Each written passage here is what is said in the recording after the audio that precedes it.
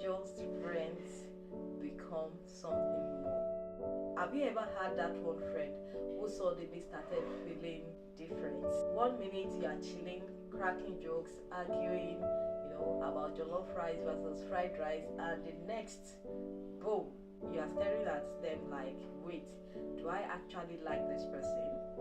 Yeah, you are not alone. That friend to lover transition is the plot twist nobody warns you about. Today we are diving deep into the science, psychology, and everything that happens when just friends become something more. So if you're new, consider subscribing, turn on the post notification bell, and don't forget to like if you enjoy.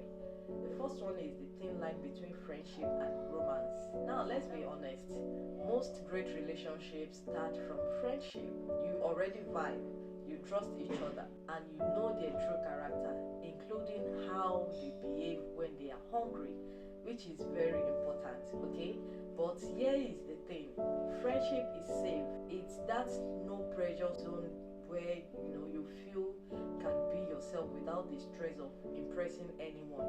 Then suddenly something shifts. Maybe it's the way they laugh at your jokes a little too much, or how they remember the smallest details about you, or how one random touch, maybe their hand on your back while crossing the road, send small shivers down the spine. It sneaks up on you. One day you are comfortable, the next you are analyzing everything. They do like a detective in a Nollywood movie. Number 2 is the sign that friendship is turning into something more. Okay, so how do you know when you have left the platonic zone and entered the who I think I like that territory? Let's break it down. Let's put it in A and B. You start feeling jealous, just small or a lot. Let's say they mention someone they find attractive, a random co-worker, gym instructor, or church member, and suddenly your mood shifts. You act normal, or at least try to, but deep inside you are like, so this is how it is. Jealousy, especially the unexpected kind, is one of the first clues that your feelings have changed. Because let's be real, if you didn't like them, why should you care? So the second, let's name this B, you start overthinking everything. Did they text first today? Why did they take 2 hours to reply? Was the hug longer than usual? Suddenly every attraction feels like a coded message from the universe. You find yourself replaying conversations in your head like a detective looking for clues. Then let's take the C scenario. You prefer their company over others. Your friend invites you out and it doesn't matter who else is coming. If they are there, you are there. You'd rather chill with them than entertain that talking stage that's been dragging since January. Let's look at another D scenario. Physical touch feels different. Maybe you always hug before, but now every touch lingers just a bit longer. A hand on your shoulder, a playful push, suddenly it's like your body is taking notes. Another E scenario, other people start noticing. Let's be real, outsiders usually see it before you do.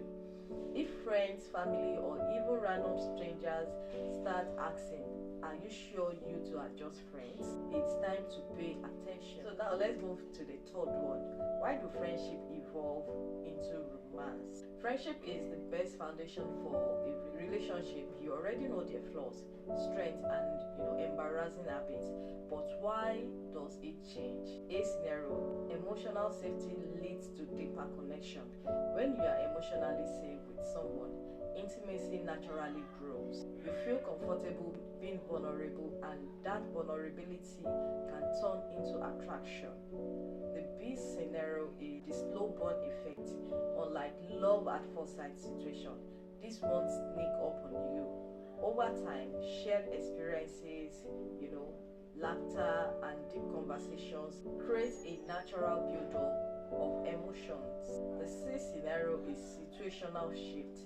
Sometimes something external spark the change, maybe a breakup, a life challenge, or just spending more time together, one day you look at them differently and there is no going back. So now we'll move on to the first one, the dilemmas. Should you take the risk? Now this is where it gets tricky. Feelings are great, but what happens if the romantic experience fails? A scenario, the fear of ruining the friendship. A lot of people hesitate because they don't want to lose a good friendship. Things don't work out. Can you go back to being just friends? The B scenario is the question of mutual feelings. The scariest part, you might like them, but what if they don't like you that way? What if you confess and they eat you with, oh, you are such a good friend? It pains a lot. The C scenario is the best case scenario. On the flip side, what if it works? What if it ends up in a relationship where your partner is also your best friend? The kind of love where you don't have to pretend because they already know you at your worst and still choose you. Now let's move on to the fifth one. How to transition from friends to lover. If you are already at that point where the feelings are obvious, here is how to navigate the shift. The A scenario is observe their behavior first. Before you go confessing feelings anyhow, watch how they act around you. Do they also seem extra attached? Do they treat you differently from other friends? Then the B case is test the waters. Drop subtle hints. Joke about how two would make a great couple and watch their reaction. If they don't shut it down immediately, there is hope. Then we'll move on to the C scenario. Have an honest conversation. At some point, you need to rip off the band-aid and talk about it. It doesn't have to be dramatic. Something like, hey, have we ever thought about us as more than friends? Can open the door. This scenario is be prepared for any outcome. They might say yes, they might say no. Either way, your friendship will shift and you need to be emotionally prepared for that. Now we'll move on to the sixth one. Can you ever go back to just being friends? Short answer, maybe, but it won't be the same. If one person has stronger feelings, maintaining a purely platonic friendship can be hard. There is always that lingering what if. But if both of you can set boundaries and genuinely move on, it's possible. However, if seeing them with someone else makes you want to fight imaginary battles, maybe some distance is needed. Move on to the seventh one, the final verdict.